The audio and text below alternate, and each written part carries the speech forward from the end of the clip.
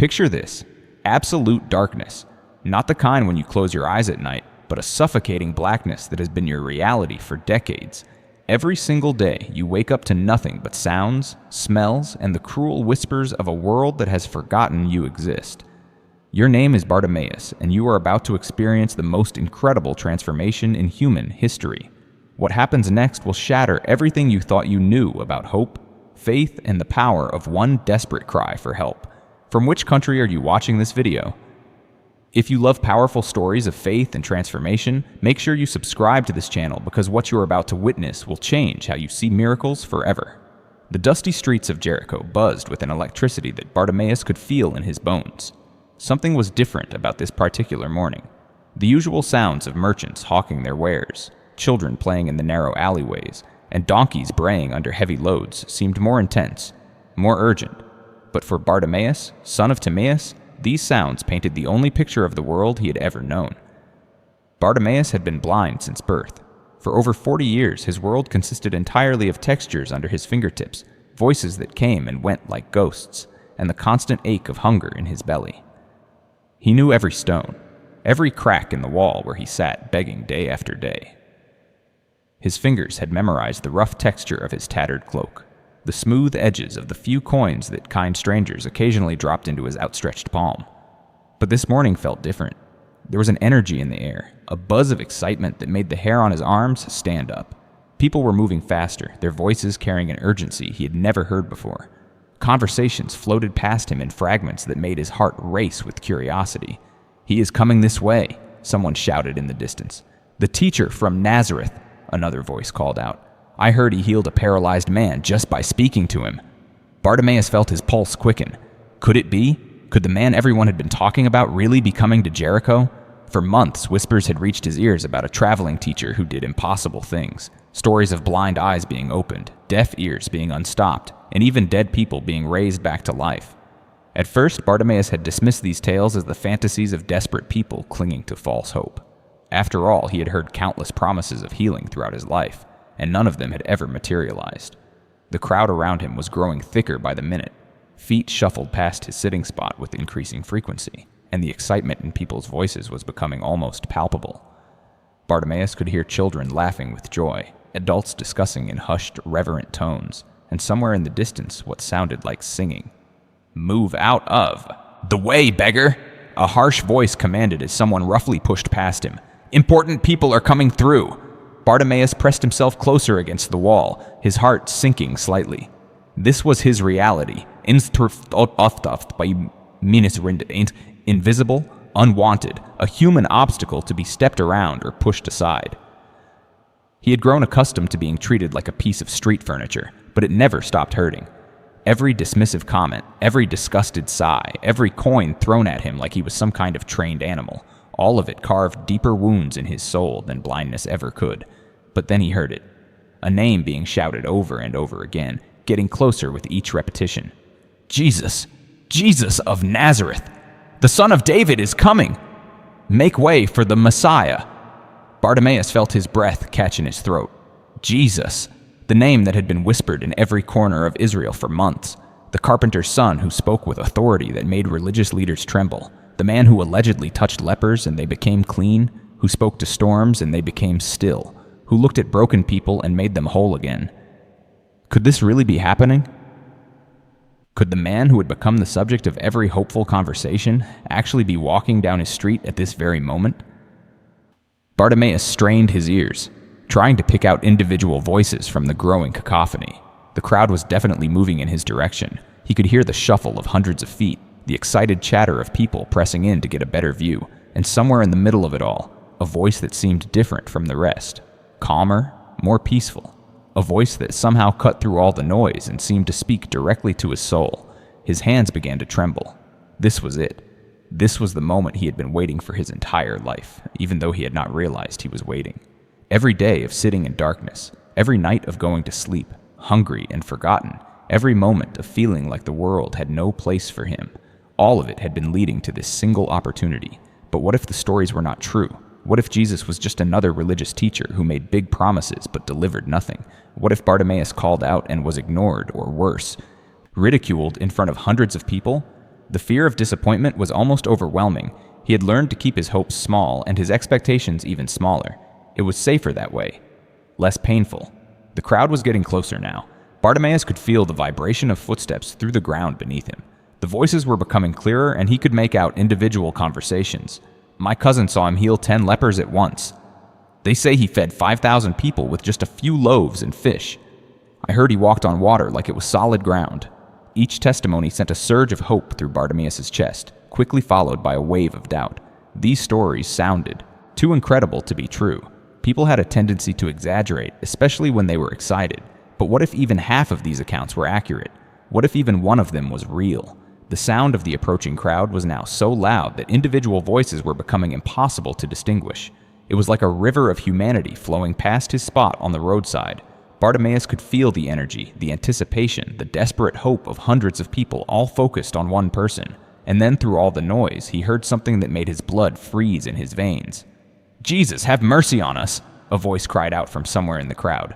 "Son of David, remember us!" shouted another. People were already calling out to him. They were already asking for help, for healing, for miracles. And Jesus was right there, right in the middle of the crowd that was now passing directly in front of Bartimaeus. This was his moment, right now. In the next few seconds, Jesus would either be close enough to hear him or he would pass by, and the opportunity would be gone forever. Bartimaeus felt panic rising in his chest. What should he do? What should he say? How could he make his voice heard above the deafening roar of hundreds of people all trying to get the attention of one man? The crowd was directly in front of him now. He could feel the press of bodies, smell the dust being kicked up by countless feet, and sense the overwhelming presence of someone extraordinary somewhere in the middle of the throng. His heart was beating so hard he was sure everyone around him could hear it. And then, without conscious thought, without planning or preparation, Bartimaeus opened his mouth and screamed with every ounce of strength in his body. "Jesus, or Son of David, have mercy on me." The words tore out of his throat with such force that his voice cracked, but he did not care. This was not the time for dignity or proper etiquette. This was the time for desperate, reckless faith. But his cry seemed to disappear into the noise of the crowd like a drop of water in an ocean. People continued talking, laughing, pushing forward to get closer to Jesus. It was as if he had not spoken at all. "Shut up, beggar!" someone hissed at him. "Nobody wants to hear from you." "Be quiet," another voice commanded. "You are disrupting everything."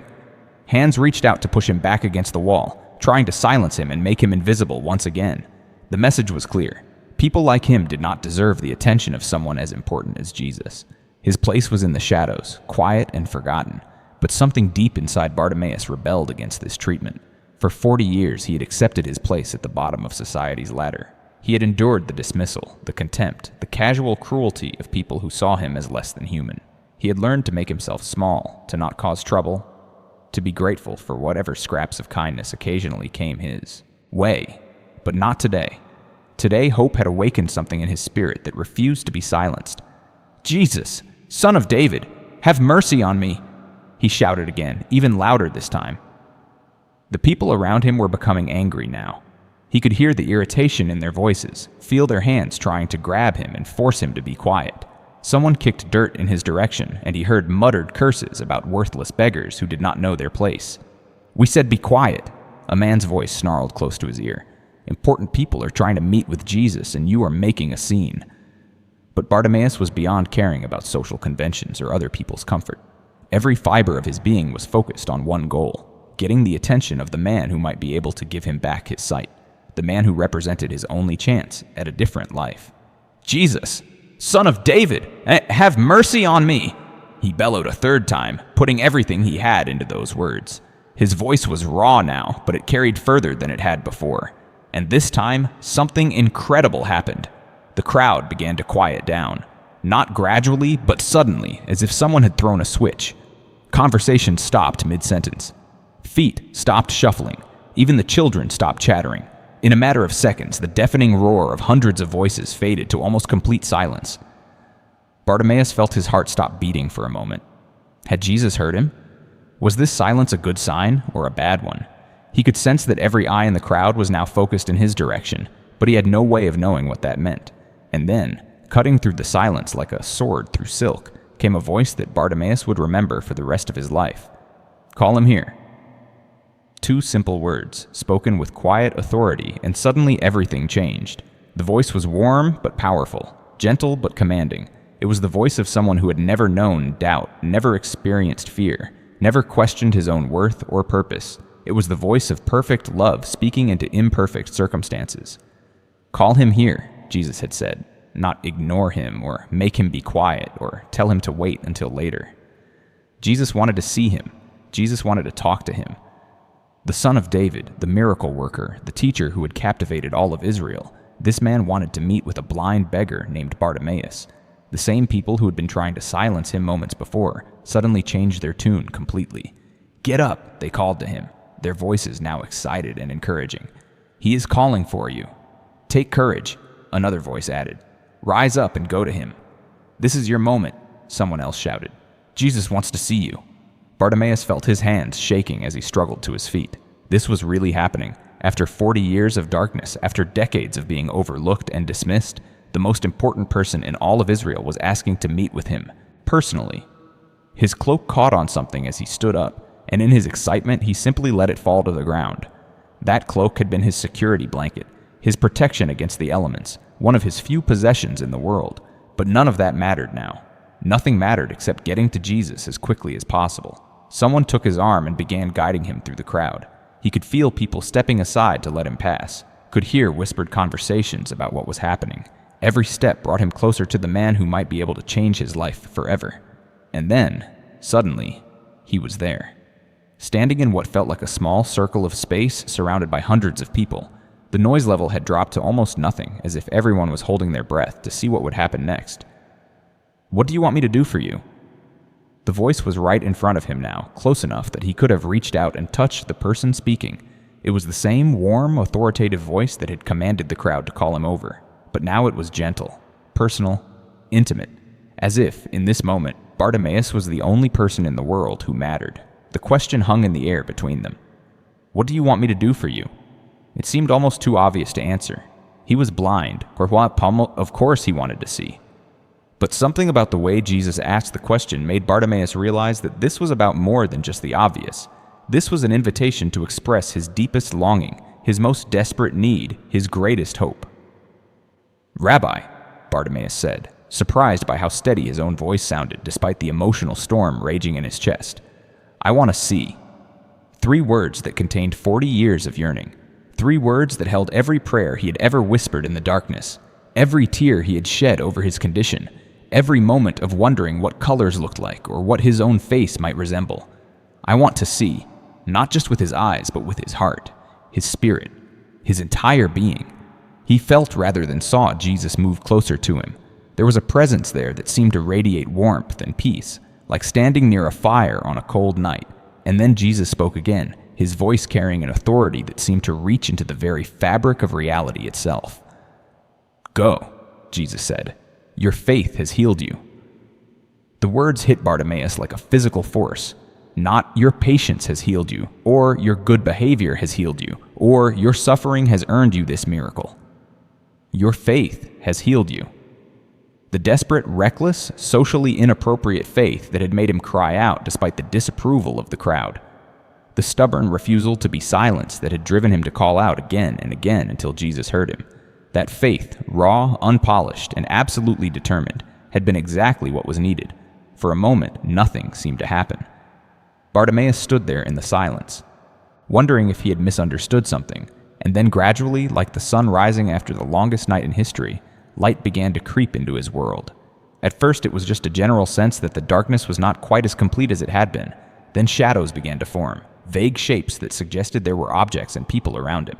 And then, in a rush of sensation that nearly knocked him off his feet, full vision exploded into his consciousness. Colors. Bright, vibrant, overwhelming colors everywhere he looked. The blue sky above him was so beautiful it brought tears to his eyes. The brown dirt beneath his feet looked like the most precious treasure. The green leaves on nearby trees seemed to glow with their own internal light, and the faces of all the people surrounding him, each one a masterpiece of divine creation that he was seeing for the very first time. But the face that captured his attention completely was the one directly in front of him. Jesus of Nazareth, the Son of David, the man who had just given him the greatest gift imaginable. He was younger than Bartimaeus had expected, with kind eyes that seemed to see straight into his soul and a smile that radiated genuine joy at what had just taken place. "I can see," Bartimaeus whispered, hardly believing the words even as they left his lips. "I can see." The crowd around them erupted into cheers and shouts of amazement. People were praising God, crying with joy, and reaching out to touch Bartimaeus as if some of the miracle might transfer to them. But Bartimaeus only had eyes for Jesus, the man who had changed everything with just a few words. Jesus was already starting to move away, ready to continue his journey through Jericho. The crowd was beginning to follow him, eager to see what other miracles might unfold. But Bartimaeus found himself faced with a choice that would define the rest of his new life. He could stay here in familiar territory, exploring his newfound sight and returning to the life he had known. He could go back to his spot by the road, except now as a sighted man who could find work and build a normal existence. Or he could do something else entirely. Without hesitation, Bartimaeus began following Jesus down the road. This decision was about much more than gratitude, though he was certainly grateful beyond words. It was about recognition. In the moment when Jesus had looked at him and spoken healing into his life, Bartimaeus had seen something that went far beyond human kindness or even supernatural power. He had glimpsed the face of God himself, wrapped in human flesh and walking the dusty roads of Palestine. The man who had healed him was no ordinary teacher or even extraordinary prophet. This was the Messiah, the long-awaited deliverer that all of Israel had been hoping for. And Bartimaeus had just experienced firsthand what it meant to encounter the love and power of the living God. As they walked together down the road, leading away from Jericho, Bartimaeus found himself studying everything around him with the wonder of someone seeing the world for the first time. Which of course he was. Every stone, every tree, every person they passed was a revelation. The way sunlight played across the landscape, the intricate details in people's clothing, the expressions on their faces. All of it was incredibly beautiful and endlessly fascinating, but even more captivating than the visual feast surrounding him was watching Jesus interact with people along the way. Every person they encountered was treated with dignity and respect, regardless of their social status or reputation. Jesus had time for children who ran up to him with questions, patience with religious leaders who challenged his teachings, and compassion for sick and broken people who desperately needed help. This was not the behavior of someone seeking personal gain or political power. This was the heart of God on display, loving without conditions and serving without expecting anything in return. And Bartimaeus had become not just a recipient of that love, but a witness to its ongoing expression in the world. Other people began joining their group as they traveled. Some were curious seekers who had heard about Jesus and wanted to learn more. Others were people who had experienced their own miracles and felt compelled to follow the one who had transformed their lives. Still others were simply drawn by the magnetic presence of someone who embodied perfect love and truth. Bartimaeus found himself in conversations with people from all walks of life, sharing his story and listening to theirs. There was a woman who had been healed of a bleeding condition that had plagued her for 12 years. A man who had been possessed by demons and was now completely free. A tax collector who had encountered Jesus and decided to change his entire way of life. Each story was unique, but they all shared the same theme. An encounter with Jesus that had changed everything. As the days passed, Bartimaeus began to understand that his healing had been about much more than receiving physical sight. It had been about stepping into a completely new way of existing in the world, where once he had been defined by his disability and his dependence on others, he was now free to discover who he really was and what he was capable of becoming. The man who had spent 40 years in darkness was now walking in the light, both literally and spiritually. He was part of something bigger than himself, something that was changing the world one person at a time, and he had front row seats to watch it all unfold. But as wonderful as this new life was, Bartimaeus was also beginning to sense that their journey was heading towards something significant and potentially dangerous. The closer they got to Jerusalem, the more tension he could feel in Jesus himself. There were private conversations with the inner circle of disciples that carried an undercurrent of urgency and concern. Religious leaders who appeared along the road seemed increasingly hostile rather than merely curious. Something was building toward a climax, and Bartimaeus had a feeling that his newfound sight was going to allow him to witness events that would echo through history for centuries to come. During their travels, Jesus continued to teach the growing crowds that gathered wherever they stopped. Bartimaeus listened with fascination as the man who had healed him spoke about the kingdom of God, about love for enemies, about the dangers of pride and the power of humility. These teachings were unlike anything he had ever heard from religious leaders. Where the scribes and Pharisees spoke with complexity and exclusion, Jesus spoke with simplicity and invitation. Where traditional teachers focused on rules and regulations, Jesus emphasized relationships and transformation. Where others built walls between the righteous and the sinful, Jesus built bridges that allowed anyone to come to God. And through it all, Bartimaeus watched and learned and marveled at the grace that had not only restored his sight, but had given him the opportunity to walk alongside the Son of God himself. One evening, as they sat around a fire sharing a simple meal, Jesus began to speak more specifically about what awaited them in Jerusalem. His words sent chills down Bartimaeus' spine. "The Son of Man will be delivered over to the chief priests and the scribes," Jesus said, his voice heavy with the weight of what he was describing. "They will condemn him to death and deliver him over to the Gentiles, and they will mock him and spit on him and flog him and kill him, and after 3 days he will rise." The disciples sitting around the fire looked confused and distressed. This was not the kind of messianic victory they had been expecting. They had envisioned Jesus overthrowing the Roman occupation and establishing an earthly kingdom where they would hold positions of honor and authority. The idea that their leader would voluntarily submit to suffering and death was incomprehensible to them. But Bartimaeus, perhaps because his encounter with Jesus had been so intensely personal and transformative, began to sense something profound in these words. This was not the confession of a defeated man, but the declaration of someone who understood the true nature of victory. Jesus was not running away from suffering. He was running toward it, knowing that it was the path to something infinitely greater.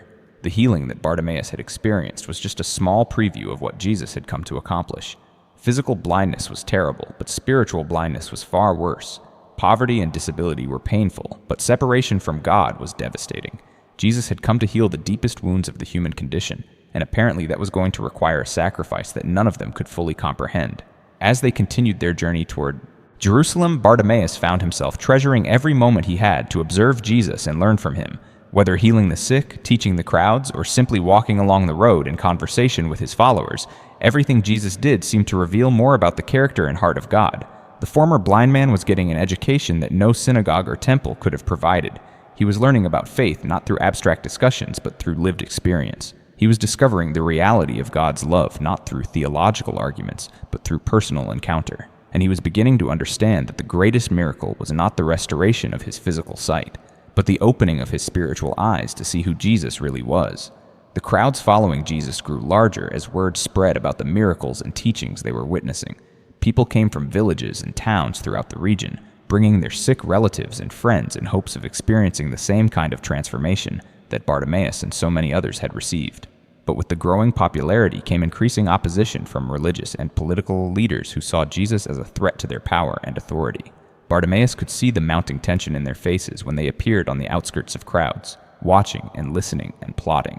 These were men who had built their entire identities around being the spiritual gatekeepers for the people of Israel. They determined who was righteous and who was sinful, who was acceptable to God and who was not. They controlled access to religious ceremonies and collected substantial profits from temple activities. Jesus represented a direct challenge to all of that. Here was someone who claimed that God's love was available to anyone who wanted it, regardless of their social status or religious credentials. Someone who healed on the Sabbath and ate with tax collectors and welcomed prostitutes and sinners into his inner circle. Someone who spoke with an authority that came directly from heaven rather than from human institutions. For people like Bartimaeus, who had been excluded and marginalized by the religious establishment, this was incredibly good news. But for those who benefited from the existing system, it was a threat that had to be eliminated.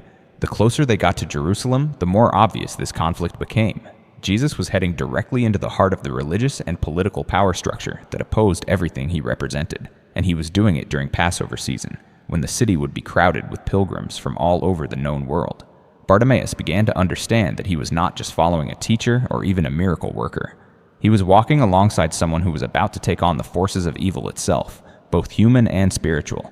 The stakes were higher than he had initially realized, and the outcome would determine not just the fate of Jesus and his followers, but the destiny of all humanity. Despite the growing danger, or perhaps because of it, Jesus seemed to become more intentional and focused as they approached the holy city. His teachings became more direct, his miracles more dramatic, and his challenges to the religious authorities more explicit. It was as if he was deliberately forcing a confrontation that he knew was coming anyway. For Bartimaeus, watching this unfold was both thrilling and terrifying. The man who had given him sight was walking knowingly into a situation that would almost certainly result in his death, and yet Jesus showed no signs of fear or hesitation. If anything, he seemed more determined and purposeful than ever. This was faith in action on a level that Bartimaeus was only beginning to comprehend.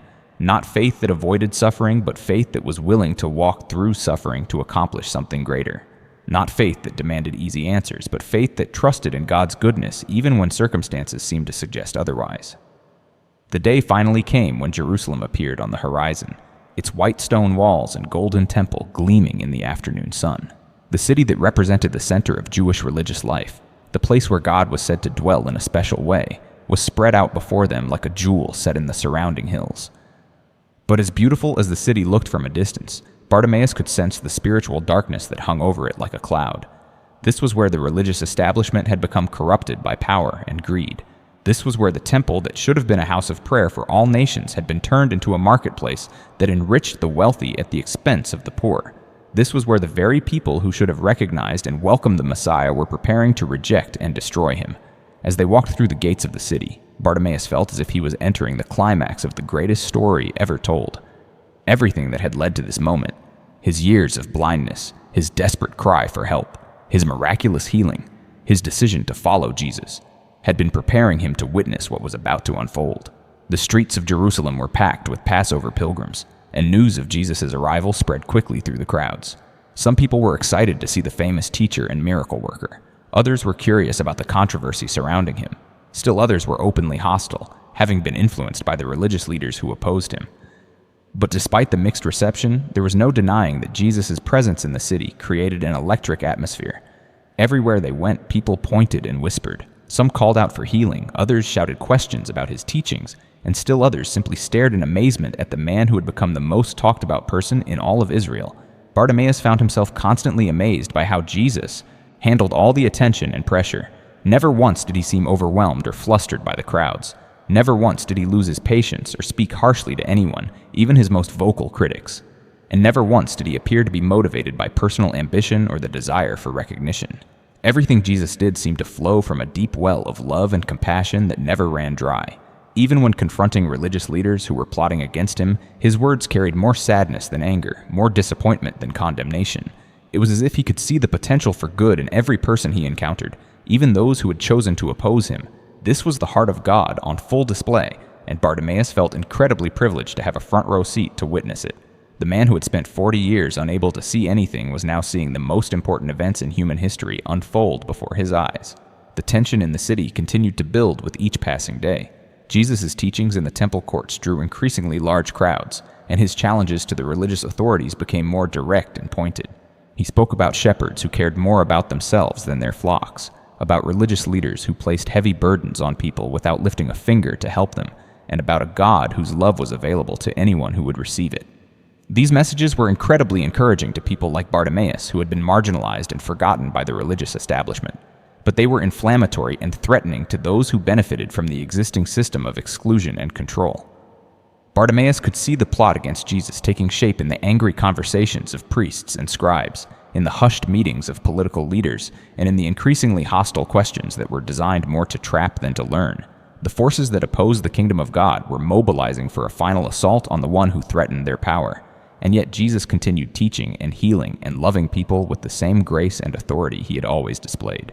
It was as if he was determined to pack a lifetime of ministry into these final days, knowing that his time was running short. The events that followed unfolded with a terrible inevitability that left Bartimaeus feeling helpless and heartbroken. The betrayal by one of Jesus' own disciples, the arrest in the garden, the series of trials that were more like lynchings than legal proceedings, all of it seemed designed to destroy not just Jesus himself, but everything he had taught and accomplished. Bartimaeus watched from the edges of crowds as the man who had given him sight was mocked, beaten, and condemned to death by crucifixion. The same religious leaders who had ignored him when he was a blind beggar were now in charge of destroying the one who had shown him mercy and compassion. It was almost too painful to watch, but Bartimaeus felt compelled to stay close and witness whatever was about to happen. Jesus had transformed his life completely, and the least he could do was remain loyal during this darkest hour. The crucifixion itself was a horror beyond description. To see the hands that had healed so many people nailed to wooden beams, to watch the lips that had spoken words of life gasping for breath, to witness the body that had radiated divine love being torn apart by human hatred, it was more than Bartimaeus felt he could bear. But even in his agony, Jesus continued to demonstrate the same character that had defined his entire ministry. He forgave his executioners, comforted a dying thief, and made arrangements for the care of his mother. Even while being murdered, he was still serving others and revealing the heart of God. When Jesus finally died and his body was taken down from the cross, Bartimaeus felt as if his own world had ended. The man who had given him sight was gone. The teacher who had shown him what God was really like had been silenced. The hope that had burned so brightly in his heart for the past months seemed to have been extinguished forever. The next 3 days were the longest of Bartimaeus' life. He wandered through Jerusalem in a daze, unable to process what had happened or figure out what to do next. Some of Jesus' other followers had scattered in fear, while others huddled together in hiding, trying to make sense of the tragedy that had befallen their group. But then, on the third day, everything changed again. The first reports seemed too incredible to believe. Women who had gone to care for Jesus' body claimed that the tomb was empty and that angels had told them he was alive. Other disciples reported actually seeing and talking with Jesus himself. The stories spread quickly through their small community, but they were so extraordinary that many people dismissed them as grief-induced hallucinations or wishful thinking. Bartimaeus wanted desperately to believe that Jesus had somehow conquered death itself, but after the devastating events of the previous week, he was afraid to hope for something so wonderful. What if it was all just fantasy? What if the stories were just the product of people who could not accept the reality of what had happened? But then he saw Jesus himself. It was during a gathering of disciples in a room where they had been meeting secretly since the crucifixion. Suddenly Jesus was there among them, speaking words of peace and showing them the wounds in his hands and side. This was not a spirit or a vision or an hallucination. This was Jesus himself, alive and well and more glorious than he had ever been before. The man who had died on a cross was standing in front of them, radiating life and power and joy. Death itself had been defeated. The grave had been conquered. The forces of evil that had seemed so triumphant just days earlier had been utterly overcome. For Bartimaeus, this was an even greater miracle than receiving his sight had been. His physical healing had changed his life, but the resurrection of Jesus had changed everything else. It proved that Jesus really was who he had claimed to be. It demonstrated that God's love was more powerful than human hatred. It showed that hope was never foolish, no matter how dark circumstances might seem. The weeks that followed were filled with more appearances from Jesus as he taught his followers and prepared them for what was to come. He explained how everything that had happened, including his death and resurrection, had been part of God's plan to rescue humanity from sin and death. He showed them how the ancient prophecies had been fulfilled in ways that no one had expected, and he commissioned them to carry the message of God's love and forgiveness to the entire world. For Bartimaeus, understanding began to dawn about the true significance of what he had witnessed. His healing had not just been about one blind man receiving his sight. It had been a sign pointing towards something infinitely greater, the spiritual healing that was now available to all humanity through the death and resurrection of Jesus. Physical blindness was terrible, but spiritual blindness was far worse. Being unable to see with your eyes was a hardship, but being unable to see God's love and forgiveness was a tragedy beyond measure. And Jesus had come to open the eyes of all humanity to the reality of God's grace. When the time came for Jesus to ascend to heaven and return to his Father, Bartimaeus was among those who watched in wonder as the man who had changed his life was taken up into the clouds. But unlike the despair he had felt after the crucifixion, this parting was filled with hope and anticipation. Jesus had promised to send his Spirit to live within his followers and to empower them to continue the work he had started. The kingdom of God was not ending with his physical departure. It was just beginning to spread throughout the world in ways that would have been impossible if he had remained in one place. Bartimaeus threw himself into this mission with the passion of someone whose life had been completely transformed.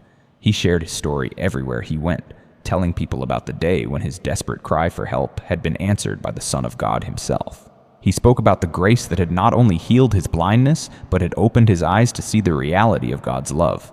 His testimony was particularly powerful because it was so concrete and undeniable. People who had known him as a blind beggar could see with their own eyes that he had been healed. They could observe the dramatic change in his circumstances and his character, and they could hear in his voice the absolute conviction that came from personal experience rather than mere belief. Over the years that followed, Bartimaeus became a leader in the growing community of Jesus followers. His story was told and retold throughout the ancient world, inspiring hope in people who felt forgotten and excluded. His example of persistent faith in the face of discouragement became a model for others who were struggling to believe. But perhaps most importantly, his life stood as a permanent reminder that no one is beyond the reach of God's love and grace. If Jesus could transform a blind beggar into a powerful witness for the kingdom of God, then he could do the same for anyone who called out to him in faith. The man who had spent 40 years in darkness had become a beacon of light for countless others. The one who had been ignored and dismissed by society had become a voice that could not be silenced. The beggar who had possessed nothing of value had become rich in the things that truly matter. Bartimaeus lived to see the message of Jesus spread throughout the Roman Empire and beyond. He witnessed the transformation of individuals, families, and entire communities as people encountered the same grace that had changed his own life. And he never stopped marveling at the incredible privilege he had been given to play a small part in the greatest story ever told. As he grew older and his earthly journey began to draw to a close, Bartimaeus often reflected on that crucial moment when he had made the decision to cry out to Jesus, despite the opposition of the crowd. That choice had not only changed his life, it had given him a front-row seat to witness the most important events in human history. He had seen the Son of God walking among humanity with perfect love and grace. He had watched the forces of evil do their worst and then be completely overcome by the power of resurrection. He had been part of the birth of the movement that would eventually transform the entire world. And it had all started with one desperate cry from a man who had nothing left to lose. "Jesus, Son of David, have mercy on me." That cry had been heard, that faith had been rewarded, that life had been changed forever. And the same grace that had opened Bartimaeus' eyes is still available today to anyone who is willing to call out to Jesus with genuine faith and desperate hope. No one is too broken, too lost, or too forgotten to experience the transforming power of God's love. The same Jesus who stopped for a blind beggar on the road to Jericho is still stopping for people who need his grace today. The light that flooded into Bartimaeus' physical eyes on that miraculous day was just a small reflection of the light that can flood into anyone's spiritual eyes when they encounter Jesus Christ. Physical sight is wonderful, but spiritual sight is infinitely more valuable, and it is available to anyone who wants it badly enough to cry out for help, just like Bartimaeus did so many centuries ago.